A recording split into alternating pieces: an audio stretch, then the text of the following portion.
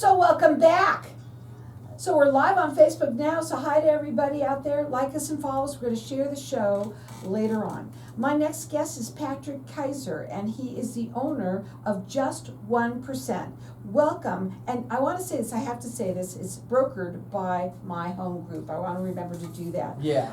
So, first of all, Patrick, welcome back to the show. You've been on several times now, and I do want you to tell everybody first a little bit about you, and listen up, everyone. Before you came on, you asked me a question, and you said, Carol, what is the age of what do you think the average age for a first-time home buyer is? In the U.S. In the U.S., okay? And I came up with a number. Should I tell them? Sure. I said, well, I'm going to think it high because I'm thinking about now how everything is so expensive these days. So I said 37. And what did you say? 38. The average 38, age I was pretty close. It's been ticking up for many years, and I just saw a report that was released that the average age of a first-time homeowner in the United States is now 38.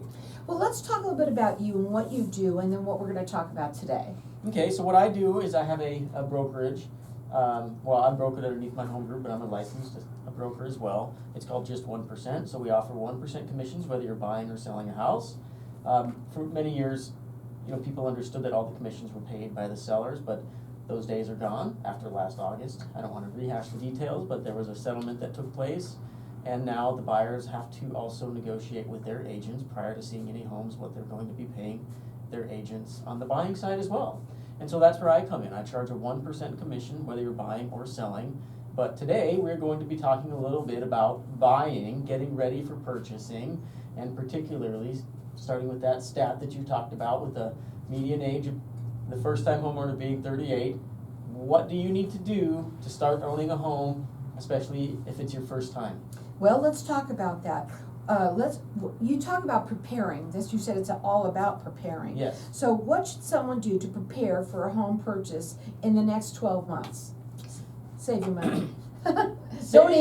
Saving money is I would say maybe part of it, but the real thing that a lot of people, if you've been renting your entire life, when you go in and apply for a lease, they look at your income and they want your income to be a certain percentage of what your rent is going to be.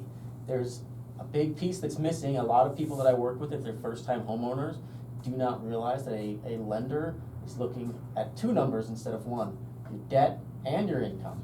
And they really determine your ability to buy a house based upon that ratio. It's called the DTI, or the debt-to-income ratio. So the big thing that a lot of first-time homeowners don't think about is not just how much you make, it's also about how much you owe.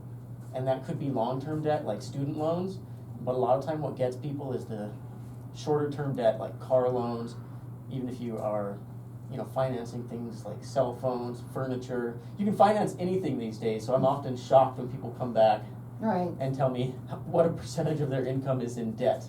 Right, so you have to look at your credit cards. Credit cards, right?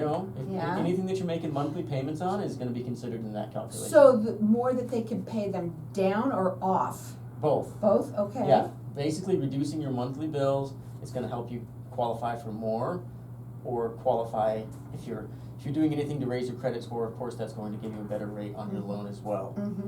Well, let me give you out your information. The number to call him is 602-768-2767. He does free consultations. He works valley-wide.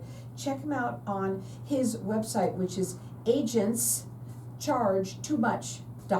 I love your website. Yes, yeah. I don't know if we ever discussed it, but we made that website just for you. Oh, well, thank you. I do think it's a great... Because it's easy to say on the radio. It is, and they do. By the way, they do. A lot of times they do. So, and I do want to get out this very important for people. This is not a discount just because that's not what you do. This is what you offer to people because you want to help people out. That's the bottom line. You get the same service no matter what, correct? Correct. Yeah, I mean, it's right on all of my business cards and my brochures. It says right on the front, it's not a discount. The other agents charge too much. That's it, bottom line. Okay, so we're talking about first-time home buyers today, and there's a lot of people, parents that are listening, a lot of parents do want to help their children. Let them listen to this. Let them hear about what they're hearing and help them be able to do this on their own, as a matter of fact, which would be nice for some of the parents out there. What about real estate agents? When is the right time to talk to a real estate agent? Yes, I like that question because I I see a lot of people when we do open houses, they come in, they're scared to talk to real estate agents. I've never quite understood why, but they have a tendency to be a little bit worried when it comes to talking to a real estate agent. In my opinion, I believe that's because they think the agent is always going to try to talk them into buying a house right away. It doesn't really work like that.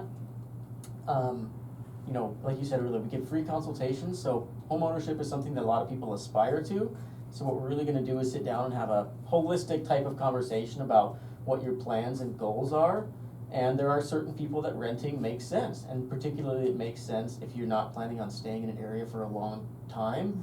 You know, owning a house owning a home, I should say, instead of a house, because you could have a condo or a townhouse, but it only makes sense if you're gonna be around for a while. And the benefit of home ownership pays off the longer you stay in it. So if you're gonna be moving every 3 years, it probably doesn't make sense to own a house.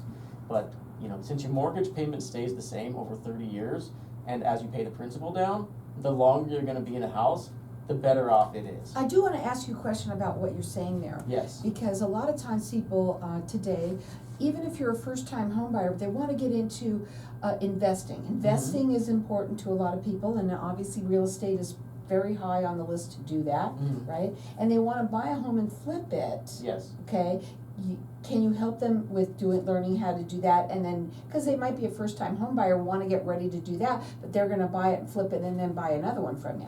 Yeah, well, it's an interesting question. It's not even on my list of questions here for you to ask. It's okay, I do that a lot to everybody. No, I love it. I like the conversation. And it's an interesting strategy that I've actually worked with several young people, even in the young 20s, to start building a portfolio of houses. Because what you can do is you can buy a home as a primary residence if you're a single person, rent out the other rooms in the house, it pays off the majority of your mortgage, and as long as you stay there for more than 2 years, then you can use the income from your rentals to pay off the previous one, or pay the mortgage at least, and then you can buy another primary. And you can do that every 2 years. So I worked with a young kid, he was 24, and he was working on his third house. Oh, awesome. Yeah, so as And you know as why long he as the did it? rent pays the mortgage, you can actually continue that process nearly indefinitely. And I guarantee, I'm just gonna say this, that you helped him understand the process of what to do. So speaking to him early is a good idea, so you can maybe get yourself going on that, in that direction. You might have to do a few things before you actually buy the house, but that's okay. It's all about taking those baby steps, right? Yeah, and a lot of people, let's say you buy your first purchase, you get a much better rate as a primary residence. So even if you're going to rent the rooms out in that property, then going to get a better rate. If your goal is to buy the house and flip it on a very short period, it's more expensive for 2 reasons. Number one is because you're going to be paying an investment rate on the loan, and number two is if you do make a profit, of course we hope to, but you'll end up paying short-term capital gains tax on it. So if your long-term goal is to, you know, stay in the house and slowly build your portfolio, in my opinion, I think it makes a little more sense to stay there for 2 years. You can keep getting that primary residence rate on your loan, but then you can also just build slowly and make sure that you don't get in over your head. Sure. Now, when is the best time to talk to a lender? Best time to talk to a lender, let's assume that we're not talking about an investment property, but if you're a new homeowner and you're trying to get into owning a home, let's say you're out of college and wanting to make your first purchase, I think it makes more sense to talk to the real estate agent first. And the primary reason is because as an agent, I like you to talk to multiple lenders, at least 3 or 4, and it could be a loan broker, a direct bank, credit union, if you're a member of a credit union of any kind, or any other types of organizations, just to make sure that we know what kind of rates apply to you, and then we can also try to make some changes over time. So if your credit score is below a certain threshold, and it might be fairly easy for you to move it above that threshold, you can get a better rate. And then of course, if you can pay off that high interest debt, especially credit card debt or car loans like we talked about earlier, then you can qualify for a much, not only a better rate, but also more money and buy the house that you really want. Right, I think it's also very important to speak to a lender as well, as soon as possible. As soon as 'Cause, possible. you know, you'll know what you can afford, what you can't, what you need to do. A lot of people do rent, because they don't even think that they can ever, you know, possibly get approved for a loan. And then they go and they try it, and guess what? They get approved, and they're pretty surprised. Yeah, I've seen some people get into houses, especially on the outskirts of town, like on Santan Valley, I have someone that got into a house for about $2,500 down. The rest of his down payment was covered by a grant, and his monthly payment was $1,700. Now, he says this, it's not a discount, his just 1%. Other agents just charge too much. You could call him at 602-768-2767. He does free consultations. He works valley-wide, and the website is agentschargetoomuch.com. Hang tight, we'll be back in just a minute. Did I throw you? I prefer it that way. Okay, I like it that way too. Yes. Just because sometimes I'm thinking of something that I think they might think. It's a that very I good say. question. Okay, good. It's better for me for you to help me, because I use these as You're fine, you're good. what's the word I'm looking for? The pro? I use the questions just to help us stimulate conversations. Of course, yeah, but I think, you know, And it's an interesting story of that kid, actually. The one that I just told about. yeah, Because he's only like 24, 25, he's on his third house. right. I mean, so that really does against what the first thing we opened up with, Yeah. right? Because there are people that this is what they want and they've known it for a long time. There's a lot of people out there that it's more important for them to have all of the luxuries of life Mm-hmm. as opposed to home ownership, right? And the reason why is because either A, they're young and they're not thinking in that direction, or they've never been, sort of taught some of the better things to do in life with your money, right? It just depends on their goals. I mean, I talk to some people who don't want to own a house. Mm-hmm. And they I have very understand. good income, and they don't want to have to take care of the house. Some They people wanna don't, have- exactly, So- especially the older folks, I bet. You'd be surprised. I talked to some young professionals that, make several $100,000 a year, and they're done with owning a house. They don't mind, and it's mostly about the unexpected expenses. Yes, It does happen. exactly. If you own an Exactly. older house in Scottsdale, even if Right. it looks very nice, all of a sudden you get a $10,000 repair here, 10,000 there. I know, It happens. I know. And there are some who don't even want, it's not even about the money, it's just about the hassle.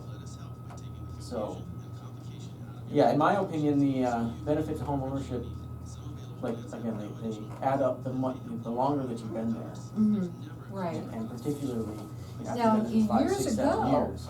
that's what you used to say, 5, 6, 7 years. Funny that you say that. Years ago, they stayed in their houses for 30 years. Yeah. My parents owned their home for 30, 35 years, same home.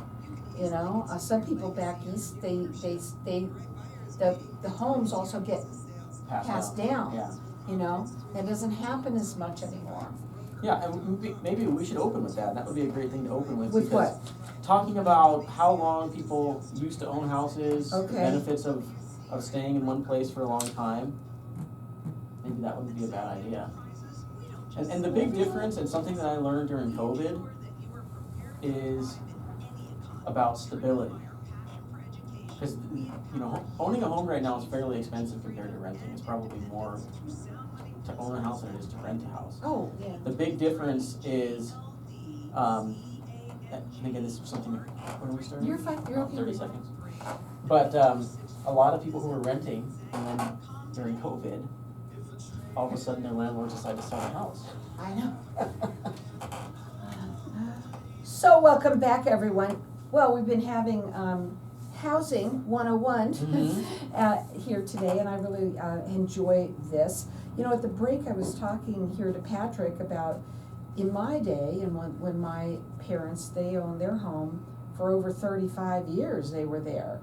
And we wanted to talk a little bit about how people used to live in their homes for a very long time. Mhm. And when you said today, well, if you can stay in your house, you had at least 5, 6, 7 years. And that's when I said, geez, my parents owned their home for 35 years. Yeah, it used to be normal to own your house for at least For a 15 or very 16 long, years on very average. long time. Right now, I think the average person stays in their house about 11 years, so that number is It's not going that down bad, a little bit. yeah.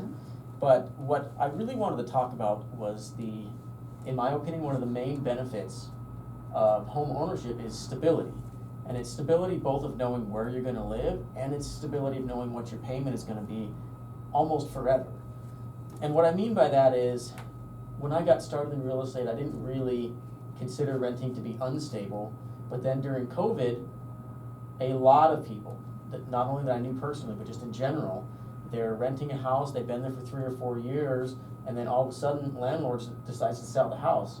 Well, where are they gonna go? There was nothing to rent, and people had to move out of state, they had to move back in with parents, you know, the apartments were full, and even if they did go out to try to find another rental, the rental rates were doubling. And it was completely unexpected, nobody saw it coming.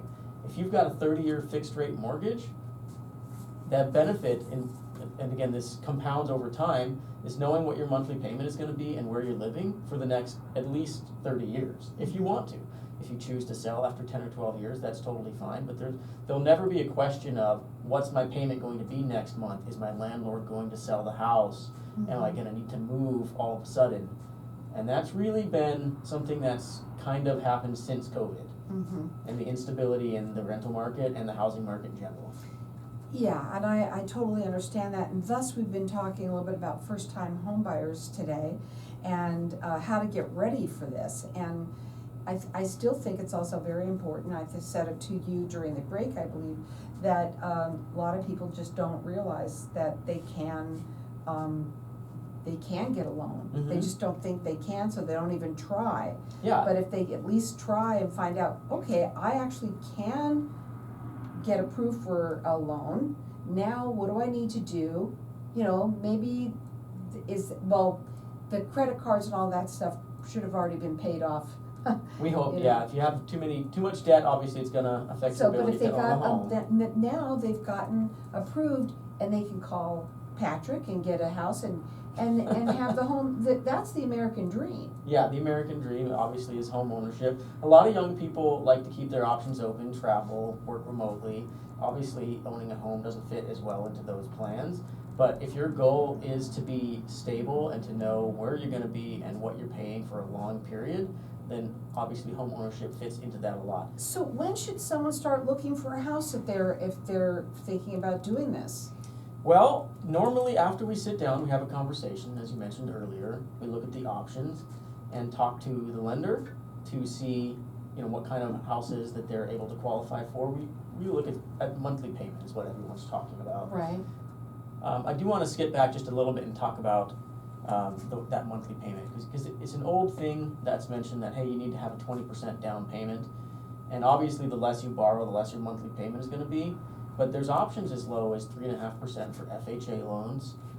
Builders have very, very good rates, especially for VA loans. If anyone is a veteran, I would strongly consider a new build right now if you're willing to go out to where they're building houses, because I've seen builders with 3.99% interest rates for VA loans currently. I was just out a new build on Saturday, and that's what they're offering. It's pretty So, awesome. now to your question, when should someone start looking at houses? I would say immediately after you talk to the real estate agent and lender is the best time to start looking.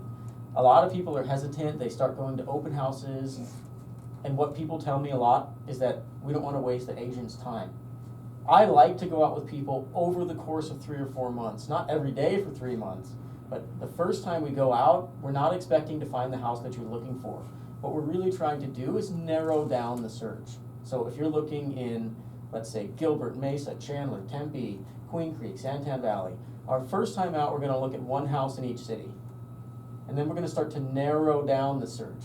And hopefully we start to narrow it down, and then during this time you're preparing, maybe paying down debt, saving up money, getting your finances in order as we're narrowing down the search. And I like to start that process at least 90 days out from when you actually plan on moving. Well, so what I'm hearing from you is that right now, if you are looking to possibly get into the American dream of owning your own home, give him a call now, and you'll start looking, and you start preparing yourself as you're looking. It might take 3 or 4 months, like you said. It might take a little time, but you know what? Start preparing, find the house of your dream, because once you have done that homework that you needed to do to prepare, now boom, you're ready. And now you have to almost think fast, because a lot of times homes, I remember when I looked at homes and the house was like, everybody was bidding so fast, your bid would be gone if you didn't, if you sneezed, it was gone. It's not quite like that now, but what we find is that the good homes still go very quickly. So if I'm looking at the market with one of my clients, we might go out and look at 10 houses, and 7 or 8 of them are still gonna be on the market next week, but there's one that stands out. And that one, of course, it's well priced, it might be better than the rest, and that one's still gonna get 3 or 4 offers. So if you're preparing, it's possible you might miss that one. Right, right. But So- if we've already narrowed down the search, we've got everything in place, and then that kind of leads me to my next point, that the question on here, but one of the main things I like to talk to my buyers in particular about is to be patient. So we go through that process, we start about 90 days out, we start narrowing it down, and then you kind of wait. You gotta wait for that perfect house to come on the market. And I always tell people it's not about square footage, bedrooms, bathrooms, it's really about a feeling. Mhm. I don't know as an agent what that feeling means to the clients, but they always do. The minute you walk in the house, It's exactly you right. just walk in and They'll you go, walk this in. is it. And I can see their faces change. Yeah, I've shown thousands and thousands of houses, and I can, about 90% of the time, I can tell within 10 seconds of them walking in the door that this is the one for them that they want.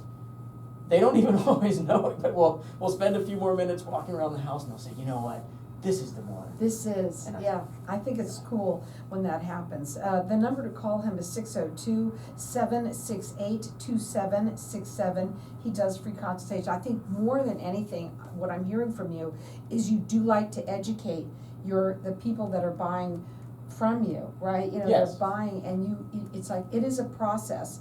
And, you know, especially if you're a first-time home buyer, there are things that you really need to start getting in place and make it easier on yourself. You Yeah. know, it's more on you. You know, it's not for you, it's really for the people that are buying the house from, you know, they're wanting to get that process to be made easier, and you don't have to be on what I call spilkas all the time. Yeah. I mean, and something that you said about education too is if people will come to me, and I'm not going to tell every single person to buy a house this week.